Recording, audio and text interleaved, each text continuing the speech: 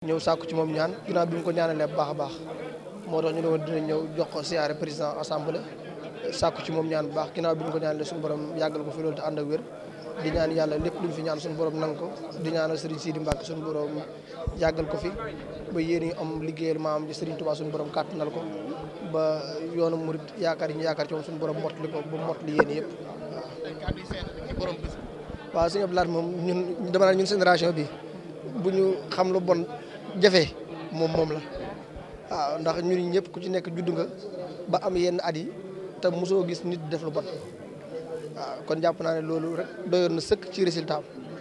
90% murid yi koo jël lim ne ñu ko wax mooy benn référence la am muy sëñ Abdou Lahad ci rigueuram ci bëggam lu baax ci taxawaayam ci yoonu murid surtout kon dañ ko ñaan yàlla suñu borom fayal ñu ko waaw ndax da nga naan grand travaux yi yëpp ci yoonu murid 90% sëñ Abdou Lahad moo ko def kon loolu bu ko defee nag ñëw fii dañ koy ñaanal suñu borom yàggal ko fi taas ñu ci barkeem Serigne Sidi mi ko fay teewal suñu borom yàggal ko fi sëñ Abdou Lahad suñu borom taas ñu ci barkeem ñaax nañu ci booloo dëggu doon benn. waaw loolu ñàngaleem bàyyam la sëñ Abdou Lahad ndax sëñ Abdou Lahad moom lépp li ñu wax mooy ñàkk caaxaan kon booloo moom développement mënut a am fu booloo amul kon sëñ Sidi daanaka daa ñëwaat ci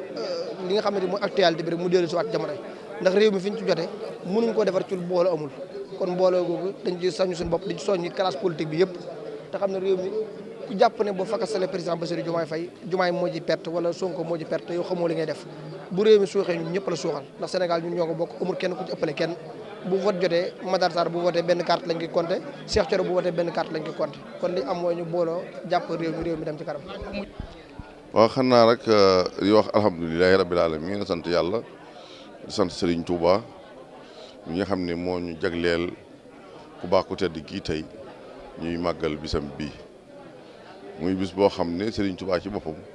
moo njëkk a feeñal mandarga yi ñu war koo màggal noonu ndongo yi ndax moo ko njëkk a teral wax ca lam ca wax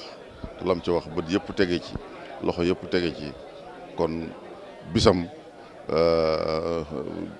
jullit yëpp ñoo ko bokk rawatina nag taalibe yi Serigne Touba rawatina nag ñi nga xam ne ñoom ñoo aju woon ci ñoom waaw ba tax na ñu ngi fi ci lu jiitu bisub tey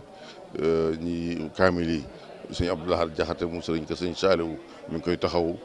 daare kaamil yëpp ñu ngi ci biir kër gi ci ëpp ci dëkk bi ak yi nga xam ne ñoo wër dëkk bi tam ñu ngi wër fu ne ña nga fay def taxawaay yu tol noonu